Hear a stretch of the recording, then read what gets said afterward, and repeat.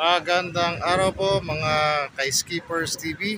Ito po si Skipper na bumabati sa inyo ng isang magandang araw, magandang tanghali po. Mag-alauna na po ng hapon dito sa may Dolomite Beach sa Manila, sa Roas Boulevard. Kasama ko po ang aking nag-iisang pinakamamahal na anak. Kanina po kami dito. Nagpapahangin po kami dito sa simoy ng dagat. Napakasarap po. Healthy po ito kasi sangayon sa mga experts, base sa akin po na pag-aralan, ang hangin po mula sa dagat ay walang pollution. Kumbaga, parang gano'n po. Kung meron man siguro, napaka-less lang. Kasi nga, napi-filter siya at saka open air talaga siya. Napakalaking lugar na talagang walang effect ng mga ibang mga contaminants or whatsoever. Anyways po, nagpapasalamat po ako uli sa inyo sa inyong pagtangkilik sa aking channel at sa patuloy na pagsubaybay. At nandito po nga kami sa harapan po o dito nagpapahinga kami sa tabi ng sa seaside ng Dolomite Beach.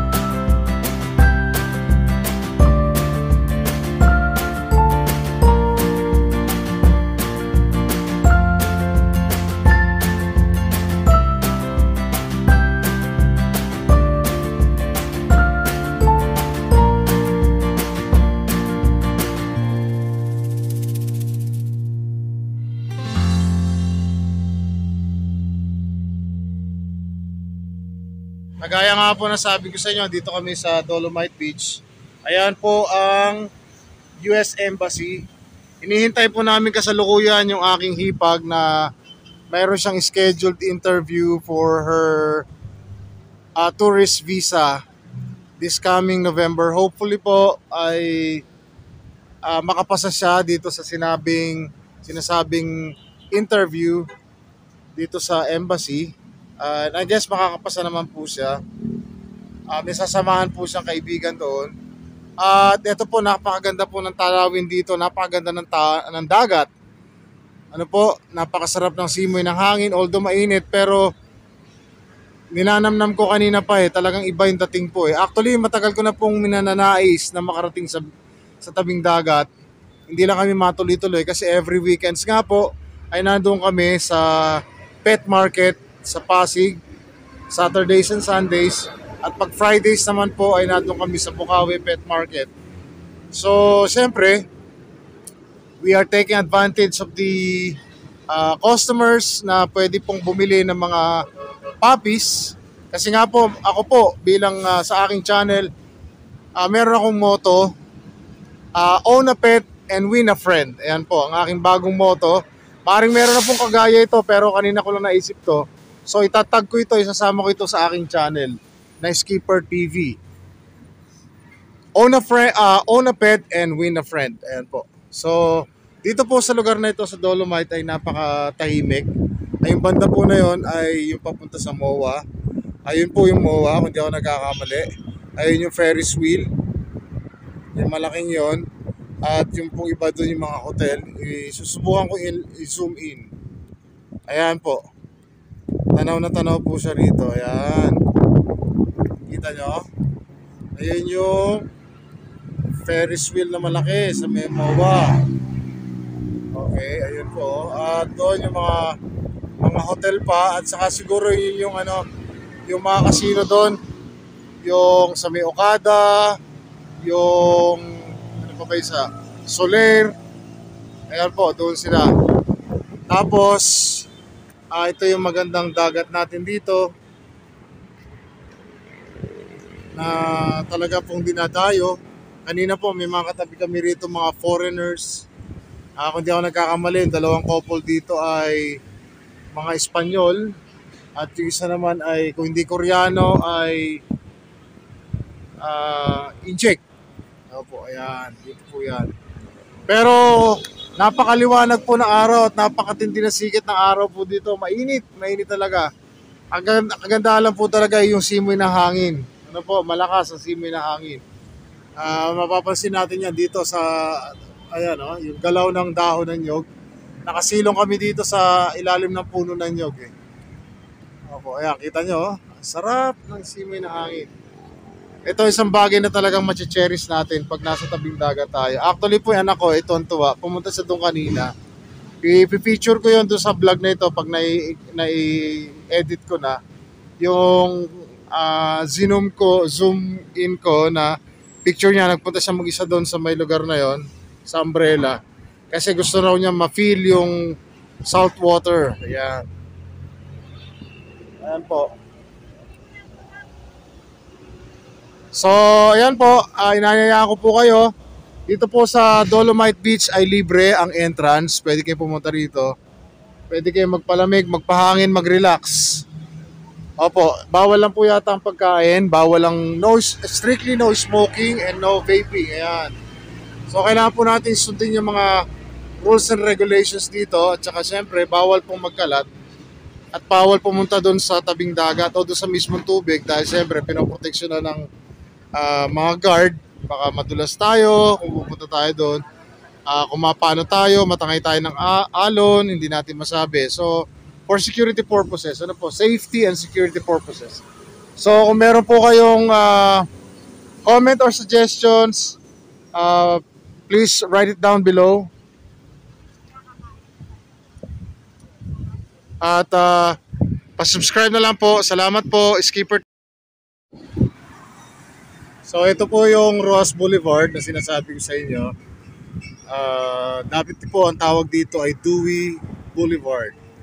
Ano po? Yan yata yung dati-dati pang pangalan niya na pinalitan sa pagdadating ng panahon. At ito po yung Ermita Center sa tapat na yan. Hindi ko po alam kung anong meron dyan. Tapos ayun ang Avenue of the Arts Residences. Ito ay condominium. Opo. Tapos itong isang building na to ay hindi ko alam kung ano yan. Pero in a way po, ito yung mga mostly po ito yung mga hotels, condominiums along the seaside. Ano po? Para po doon sa mga namamasyal at gusto mag-relax, mag-enjoy, na mayroong overlooking, may sea view, mayroong maka-experience na relaxation, tabing dagat dito po sa Rojas Boulevard. Ayan, dito po yan. At dyan po kami nagkaan kanina, yung footbridge na yan. So mamaya, paglabas po namin dito, exit dito sa Dolomite, lalakad kami papunta doon, akit kami dyan sa footbridge. Pagdating po doon, lakad ulit kami pabalik doon sa parking area. Doon po kami sa may bandang malapit sa Padre Faura. Kaya tingnan po natin ang banda rito, ha. Medyo mainit na po itong kinalalagyan ko. Wala na pong tao dito, dalawa na lang kami mag-ama na nandito na mamasyal. Pero doon po sa tabing yon, sa kabilang umbrella, meron po mga taong nagpapahinga. Nakahiga sila ron sa shade ng umbrella. Opo, tapos doon ay may public restrooms para sa mga pumupunta rito. Ayan po siya, napakaganda.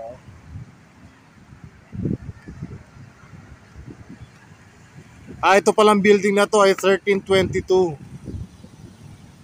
Ayan po. Ayan ang aking dearest daughter. Ayan, ganda-ganda po dito. Ganda yan.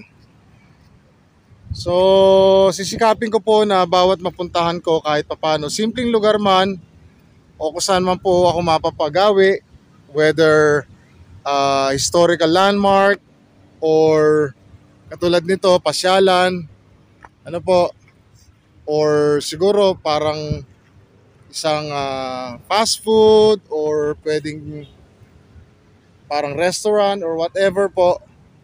Mga places po.